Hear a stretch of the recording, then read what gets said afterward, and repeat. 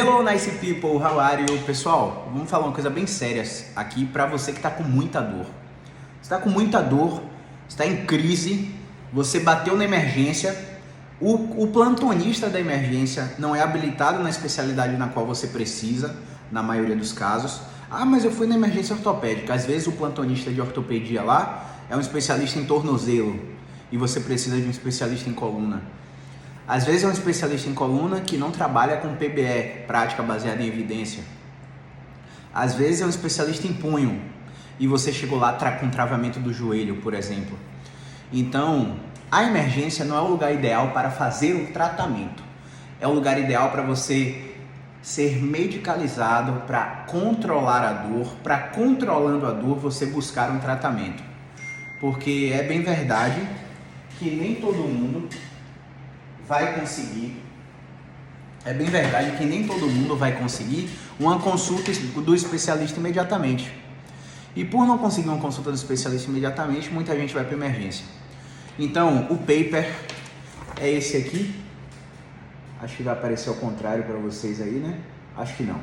Mas sim. Surgery for Chronic Musculoskeletal Pain. The Question of Evidence. É um questionamento da evidência para cirurgias crônicas musculoesqueléticas.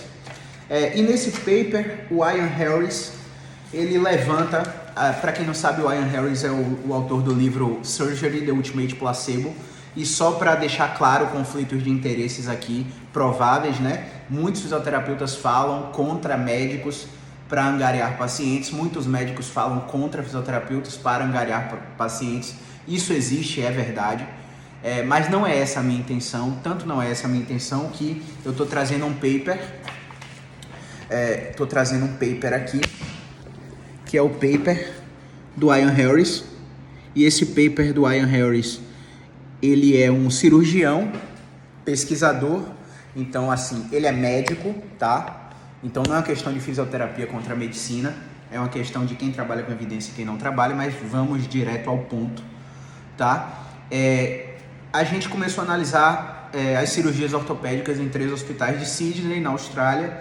Eles conseguiram ver que estudos científicos para provar que uma cirurgia funciona precisam ser randomizados, isto é, você precisa pegar um grupo que precisa de cirurgia, colocar para intervenção cirúrgica e um outro grupo colocar para intervenção não cirúrgica, ou seja, cirurgia falsa, ou qualquer outro tipo de tratamento conservador. E aí a comparação dos dois tratamentos numa mesma população, por exemplo, cirurgia de menisco, artroscopia de ombro, artroplastia total de joelho, artroplastia total de quadril, cirurgia artroscópica de ombro, reparo artroscópico do manguito rotador, fusão lombar, laminectomia para estenose, dissectomia para hérnia de disco, né? Para saber se todas essas cirurgias funcionam, eu tenho que pegar um grupo com hérnia, submeter a cirurgia, um grupo sem hérnia, submeter só ao ritual cirúrgico, cegar o paciente, cegar o paciente, cegar o paciente para ele não saber em que grupo ele está, se é do grupo falso ou do grupo de cirurgia verdadeira, e controlar esses estudos ao longo de 6 meses, ao longo de 1 ano, para ver o resultado final. Faz sentido?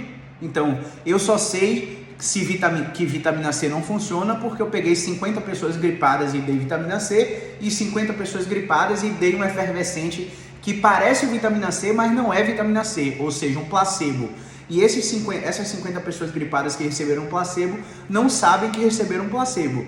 Então, no final de 10 dias, eu sei que os 2 grupos melhoraram igual, com a melhora mínima clinicamente identificável, clinicamente importante, sem diferença estatística para os 2 grupos, tanto para o que usou vitamina C quanto para o que usou placebo, a mesma coisa para a cirurgia. E aí, quando a gente vai questionar isso para alguns médicos, eles levantam aquele paradigma do paraquedas. Você vai jogar um paciente, uma pessoa do avião sem paraquedas para saber se o grupo que usa paraquedas é superior para o desfecho morte? Não. Essa analogia funciona para algumas coisas, mas para a cirurgia não, porque a gente consegue controlar o procedimento cirúrgico. Claro que há variáveis como a habilidade do cirurgião e por aí vai.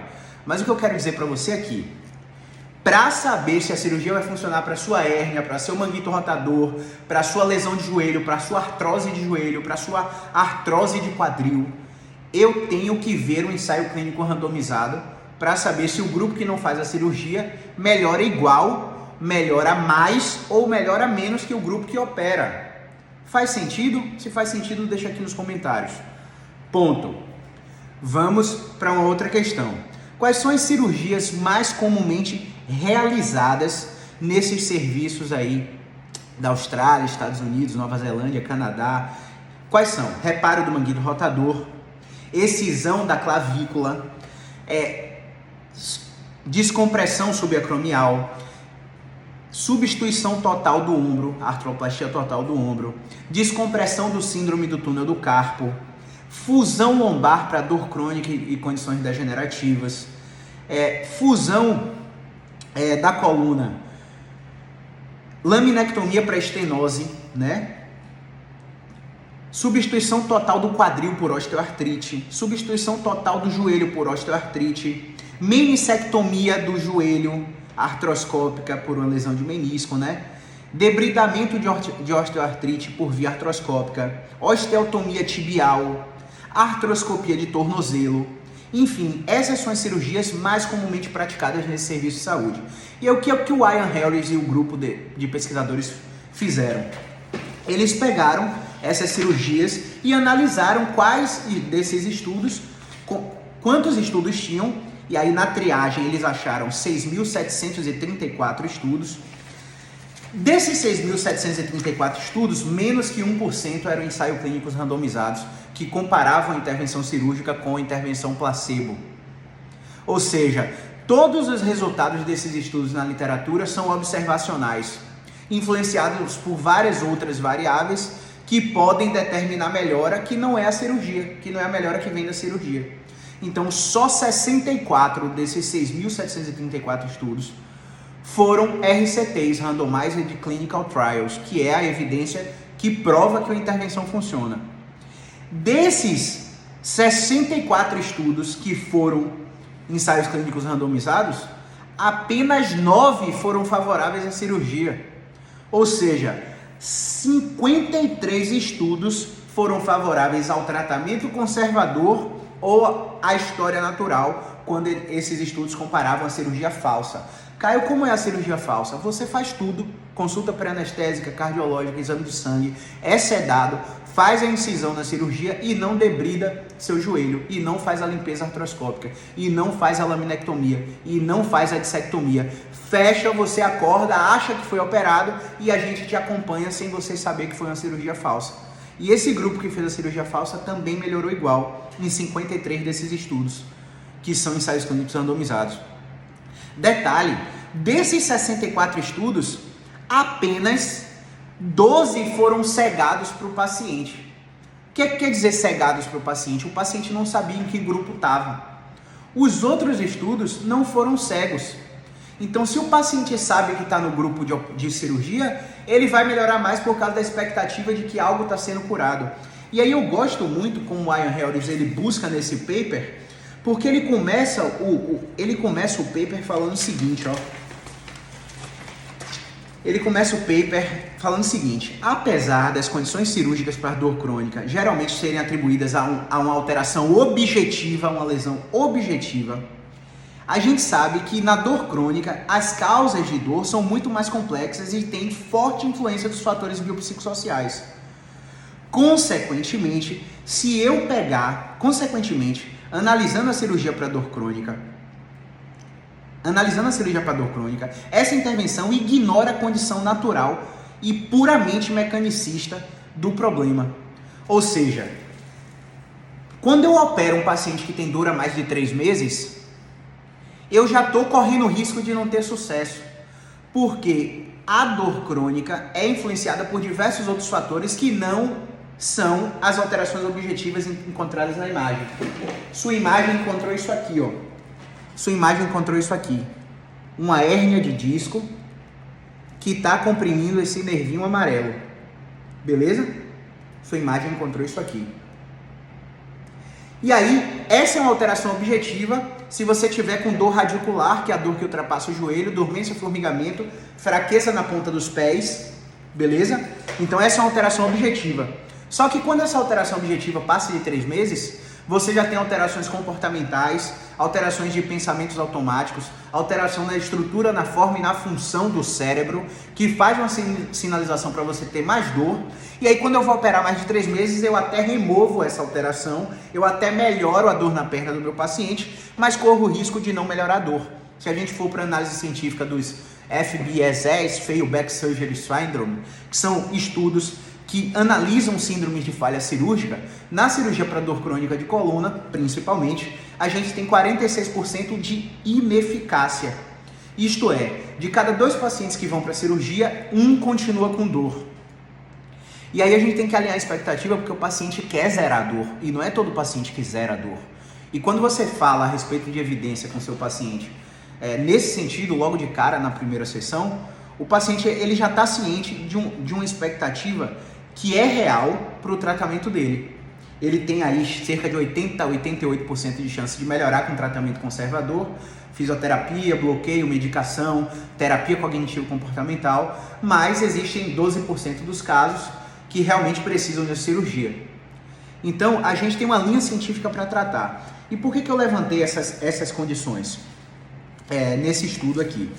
Porque a conclusão desse estudo é brutal. Brutal no sentido de que apenas 14% das cirurgias para dor crônica musculoesquelética são eficazes no tratamento dessas dores. Isto é, segundo o autor, o Ian Harris, que é médico, que é cirurgião, tá? Desse paper, segundo o autor desse paper, 86% das cirurgias para dor crônica musculoesquelética de ombro, joelho, quadril, coluna são ineficazes. Quem está dizendo isso não é Caio, não. O paper está aí nos stories. Pode ir lá ver, tá? Quem está dizendo isso é um grande cirurgião, o Ian Harris, autor do Surgery The Ultimate Placebo, que eu recomendo que vocês comprem no Kindle, na Amazon, para vocês lerem. E se tiverem a limitação da língua, eu recomendo que vocês usem o Google Tradutor com muita paciência. Tem terminologias aqui que eu não consigo traduzir, então passei 48 horas lendo esse artigo, traduzindo esse artigo, fazendo PowerPoint desse artigo, porque eu vou colocar na aula dos alunos, para que vocês percebam que quando a gente abre a boca para falar alguma coisa aqui na rede social, a gente não tira da nossa cachola. A gente tem muita responsabilidade com o que a gente fala. E a responsabilidade não é com o sistema, a responsabilidade é com o meu paciente, que está achando que porque a intensidade da dor é grande ele precisa de uma cirurgia, quando na maioria dos casos não é assim que funciona. Então deixa eu ver se eu só esqueci de alguma coisa para falar a respeito desse artigo aqui para vocês. Não, acho que não esqueci não. Então é isso, pessoal, eu postei o artigo aí nos stories, se vocês quiserem é só copiar e colar, jogar no Google, baixar o PDF, ir no SciHub, baixar se for privado. A PEN é uma revista científica que dita o ritmo da prática clínica mundial, né? Então, quando sai um artigo na PEN que a gente lê e a gente já aplica aquele conhecimento no dia seguinte para o paciente, a gente se condiciona a estar 10 anos-luz à frente da maioria dos profissionais da saúde, sejam eles médicos, fisioterapeutas, educadores físicos, farmacêuticos, psicólogos, porque a gente está dando o que há de melhor e de mais recente e que a gente não vai achar em livro. Livro que o MEC aprova para estar lá na sua graduação de fisioterapia é obsoleto, é criado há mais de 10 anos. Tudo bem, ele foi revisado, mas a maioria dos livros são obsoletos. Tem coisa que serve, tem coisa que serve, mas a base está aqui, ó. A base de tudo que você vai para a prática clínica está aqui, ó. Em você analisar artigos científicos. Ler com critério, ver se é um ensaio clínico randomizado, ver se é uma revisão sistemática, ver se é observacional, ver se é longitudinal, ver se é transversal, ver se é um crossover section, entender de prática baseada em evidência. Beleza? Espero ter somado na prática clínica de vocês. Mande esse vídeo para a maioria das pessoas que você acha que são candidatos à cirurgia por causa de dor intensa, porque eu acho que essas informações podem retirar esses pacientes de cirurgia e aumentar a adesão desses pacientes ao tratamento conservador, que não vai ter o resultado imediato, né? Que o resultado vai vir com 2 a 3 meses, alguns casos 6 meses, né? Alguns casos vai precisar de físio musculoesquelético, vai precisar de psicólogo, especialista em terapia cognitivo-comportamental, anestesista para fazer bloqueio, mas existe uma solução que não é cirúrgica, beleza? Movimento é vida.